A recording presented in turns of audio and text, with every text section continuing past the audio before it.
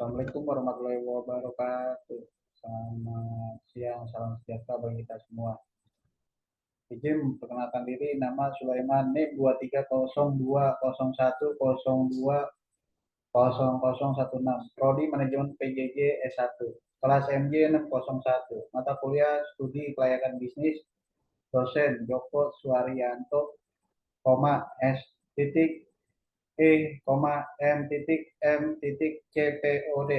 Lanjut, analisis komprehensif studi kelayakan bisnis, metodologi, implementasi, dan strategi.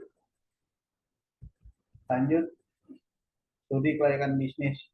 Studi kelayakan bisnis adalah proses evaluasi yang dilakukan untuk menentukan apakah suatu proyek atau bisnis layak untuk dijalankan.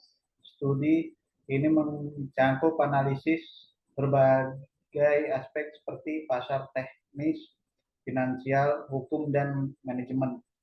Tujuan menilai prospek dan resiko dari sebuah proyek atau bisnis untuk memastikan keputusan yang diambil berdasarkan informasi yang lengkap dan akurat.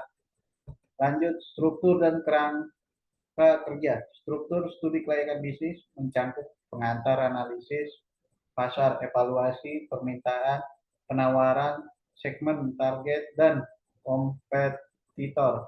Analisis teknis, kebutuhan teknis, lokasi, desain, fasilitas, dan proses produksi.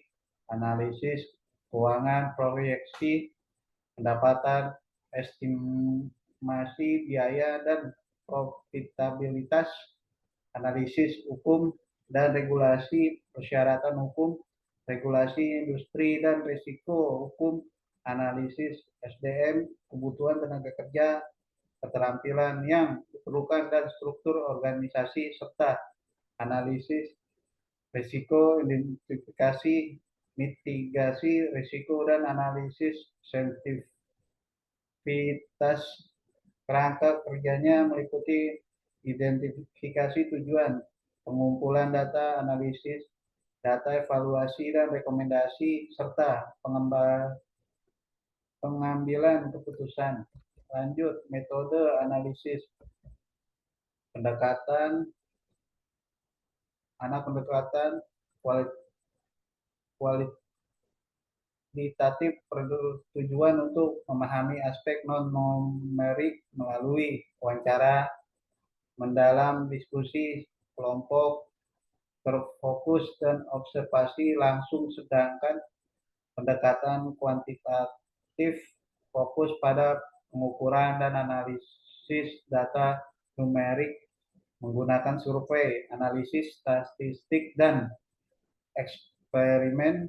Metode analisis SWOT menilai kekuatan, kelemahan, peluang, dan ancaman pasar, mengkaji faktor makroekonomi dan eksternal analisis pasar, menilai kondisi pasar dan kompetensi pertumbuhan, analisis keuangan, mengevaluasi kelayakan finansial, analisis risiko, mengidentifikasi dan menilai risiko, analisis teknis, menilai kelayakan teknis, dan analisis hukum, memastikan kepatuhan terhadap regulasi yang berlaku.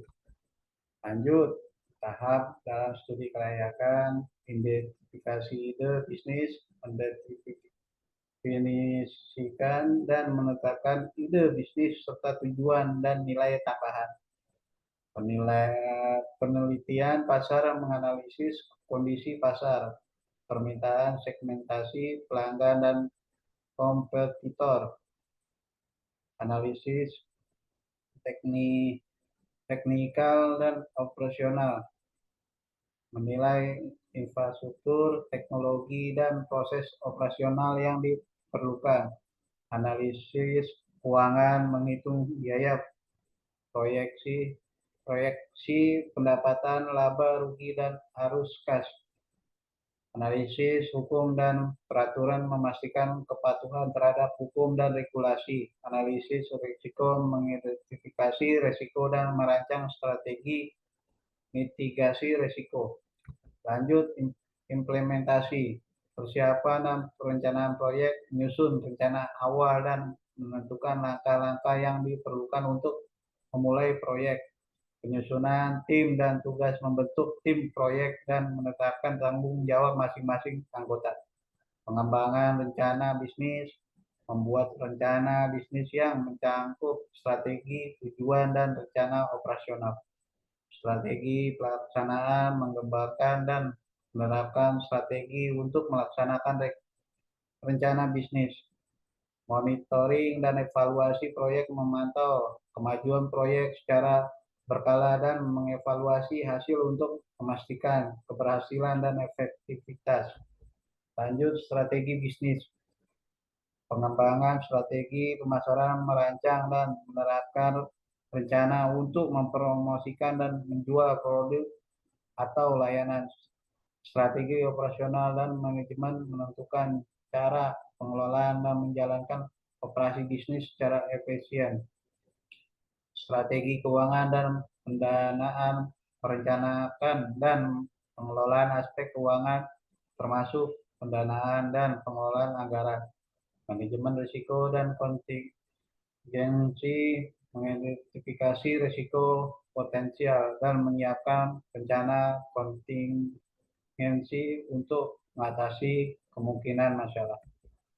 Lanjut, studi kasus. Proyek pertanian cabai di Garut dapat dijadikan contoh implementasi suatu kelayakan yang berhasil dengan langkah berikut. Identifikasi ide bisnis, meningkatkan produksi cabai di Garut dengan fokus pada kualitas dan kuantitas hasil panen. Penelitian pasar, menganalisis permintaan, harga, dan potensi ekspor cabai, serta menyusun segmentasi pasar dan peluang. Analisis teknikal dan operasional, menilai kebutuhan teknis seperti jenis tanah, irigasi, dan teknologi pertanian, serta menyusun rencana operasional. Lanjut, analisis keuangan, menghitung biaya investasi, proyeksi pendapatan, serta menyusun analisis laba rugi dan arus kas. Analisis hukum dan peraturan, memastikan kepatuhan terhadap regulasi pertanian, termasuk izin usaha dan standar kualitas. Analisis risiko, mengidentifikasi risiko seperti hama, cuaca, dan fluktuasi harga, serta menyusun strategi mitigasi.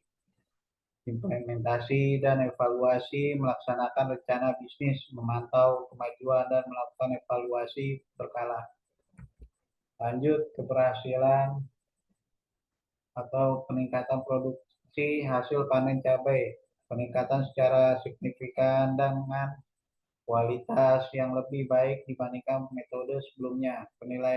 Penerimaan pasar, penjualan cabai mencapai target pasar dengan harga yang kompetitif, penghasilan keuntungan yang memadai, berkelanjutan menggunakan teknologi pertanian modern dan praktik ramah lingkungan, meningkatkan efisiensi dan berlanjutan produksi.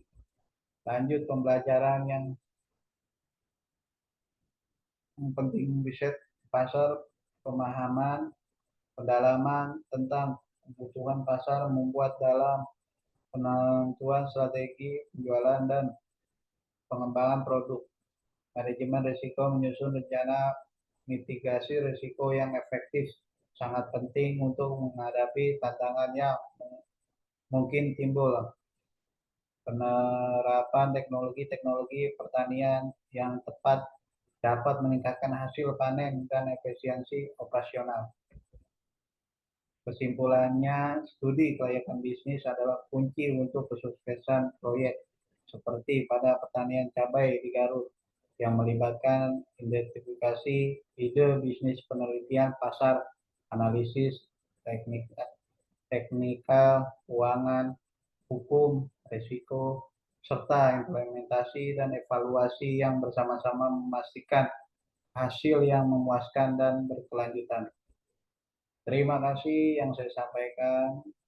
Wassalamualaikum warahmatullahi wabarakatuh.